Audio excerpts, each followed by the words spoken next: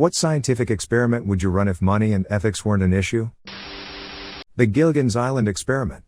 Shipwreck 100 people with vastly different backgrounds, wealth disparity, and personalities on a remote island. See what kind of civilization grows from it. Then do it 50 more times to check results against each other. Someone wrote a book about this. Basically, there are a number of case studies. You might find it interesting, look it up. They're called shipwreck societies. I'd train gorillas in weightlifting, really see how tanked they can get. Boost them with steroids along the way. After that, I take my army of beasts, pump them full of cocaine, and let them loose in an empty shopping mall. Wanna see which stores they like and which ones they don't. You know, for science and shit.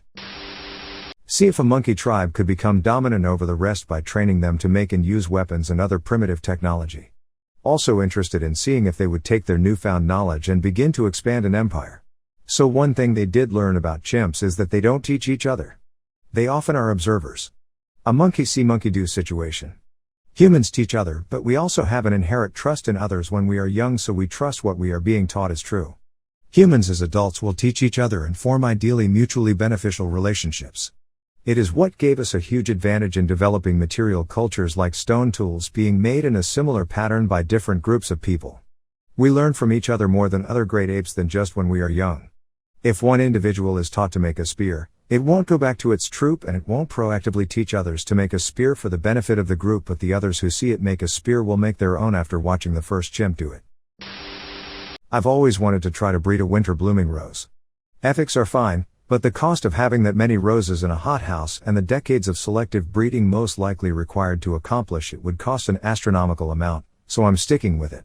This is one of the most interesting replies I've read that isn't cruel or obscure. It seems so simple and achievable, yet I fully understand the ridiculous amount of money and work involved as you described it, to achieve the desired outcome. How long a decapitated head stays conscious? All we have are anecdotes that might have been exaggerated. I've always wanted a definitive answer, but you know, ethics. It's been done 7 to 10 seconds, so you gotta start planning on your last words now. You won't have time then. My current is I'm going to head out.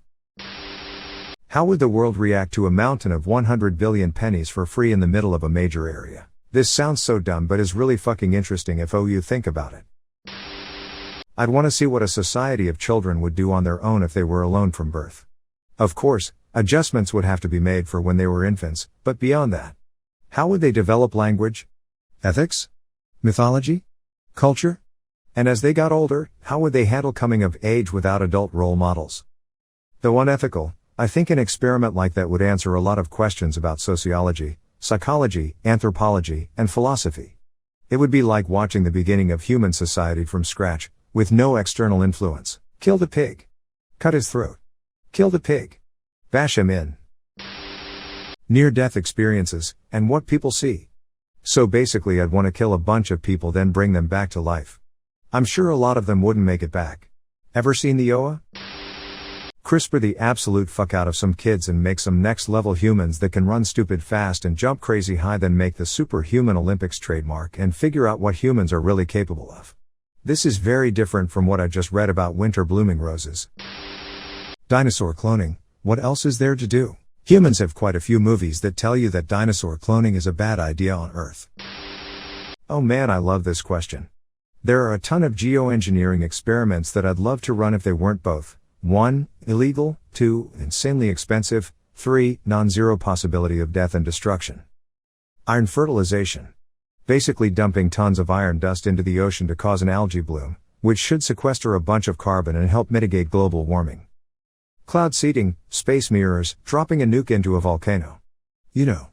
Normal stuff.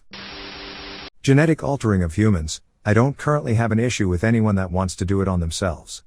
However, to do it to an embryo or through the parent's DNA to see what we could do to advance humans would be amazing. Alterations to intelligence, memory, physical attributes, gills to swim underwater, visual alterations to see the full light spectrum and hearing for the full sound spectrum, immunity to all diseases and harmful bacteria, ability to eat almost anything for sustenance.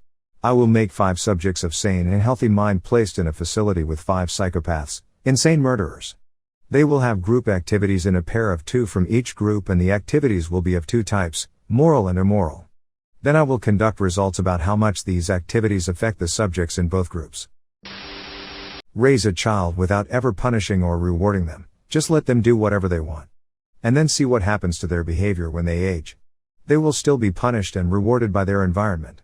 This will only answer the question to what environment was the kid born in, rather than, perhaps, breaking down inherent genetic aspect of behavior. I've actually thought a ton about this. I would put two people through the exact same conditions the entire life. Now I'm not talking just similar scenarios, but everything from the weather inside the womb to the humans they interact with to the wind every day, and I would see if they are the same. Essentially, if humans are born with personalities or if we develop them through little things all our life, essentially the butterfly effect.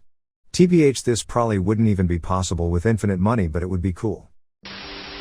Have a baby human raised by apes, basically to see if Tarzan scenario would occur and the human is able to communicate fully with the apes.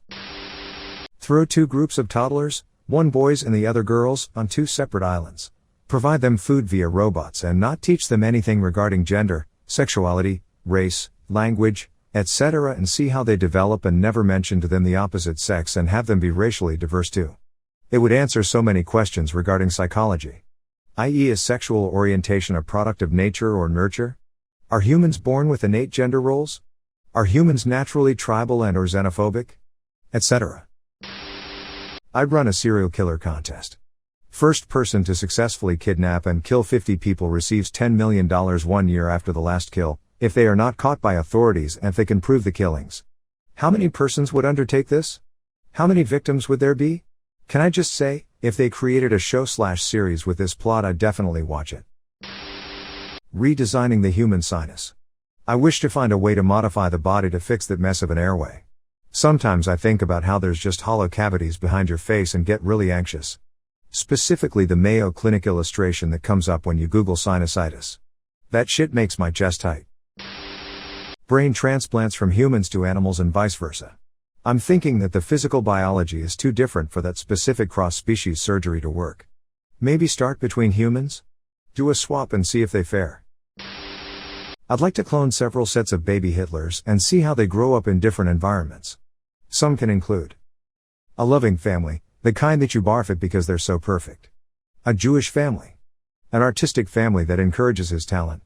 An abusive family similar to the one he grew up with. A family of scientists. And finally, the most unethical environment, a family of politicians. And also a second set of cloned baby Hitlers, so we can finally solve which percentage of people would kill baby Hitler.